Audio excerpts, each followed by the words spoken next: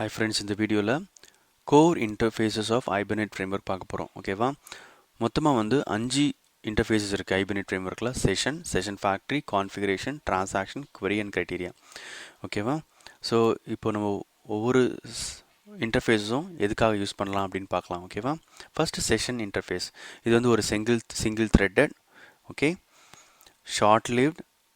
இது எதுக்காக யூஸ் பண்ணுறோன்னா, ஃபார் எக்ஸாம்பிள் ஒரு ஆப்ஜெக்ட் கிரியேட் பண்ணி அதை டேட்டா ஒரு டிரான்சாக்ஷன் யூஸ் பண்ணி ஒரு டேட்டா பேஸில் பர்சேஸ் பண்ணுற ஒரு ஷார்ட்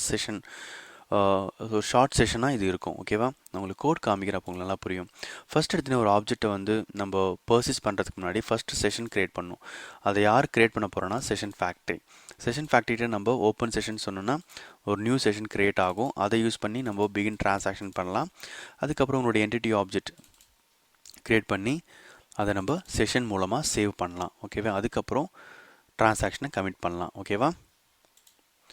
ஸோ இதுதான் ஃபர்ஸ்ட் செஷன் இன்டர்ஃபேஸுடைய பர்பஸ். செகண்ட் வந்து செஷன் ஃபேக்ட்ரி. இப்போ தான் நான் சொன்னேன், செஷன் ஃபேக்ட்ரியுடைய மெயின் பர்பஸ் என்னென்னா செஷன்ஸை கிரியேட் பண்ணும், செஷன் இன்ஸ்டன்ஸை கிரியேட் பண்ணும். ஸோ ஒரு அப்ளிகேஷனில் நிறைய இடத்துல செஷன் நம்ம கிரியேட் பண்ணிகிட்டே இருப்போம்.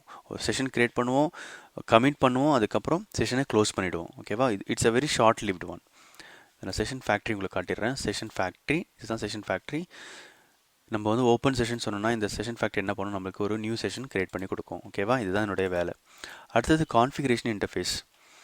அப்படின்னா அது எதுக்காக யூஸ் பண்ணுறோன்னா, அதாவது ஹைபர்நெட் கான்ஃபிகரேஷன் ஃபைல் ஒரு XML ஃபைல் இருக்கும். அதில் வந்து நம்ம டேட்டா பேஸோட details, dialect, URL, user name, password, அதுக்கப்புறம் வந்து டிரைவர், என்ன எல்லா இன்ஃபர்மேஷனும் இங்கே கொடுத்துரும். இதை யூஸ் பண்ணி என்ன பண்ணுன்னா அனோடேஷன் கான்ஃபிகரேஷன், இந்த கிளாஸ் வந்து நமக்கு ஒரு செஷன் ஃபேக்ட்ரியை கிரியேட் பண்ணும்.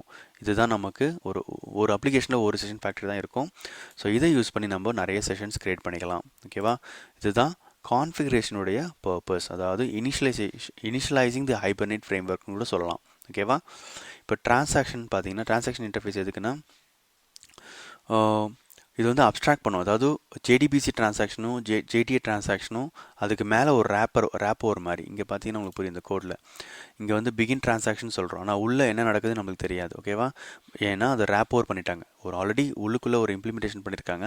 அதுக்கு மேலே ஒரு ரேப் ஓவர் நமக்கு இம்ப்ளிமெண்ட் பண்ணுறதுக்கு ஈஸியாக இருக்கிறதுக்காக நம்மளுக்கு வெறும் அப்ஸ்ட்ராக்ட் மெத்தடாக கொடுத்துருக்காங்க. ஓகேவா?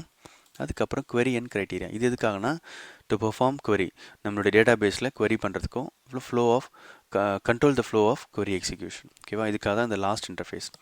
ஸோ இது மொத்தம் இந்த மூணு இன்டர்ஃபேஸ் ரொம்ப முக்கியமானது. மற்றதும் ஜஸ்ட் சப்போர்ட்டிங் இன்டர்ஃபேஸஸ். ஓகேவா?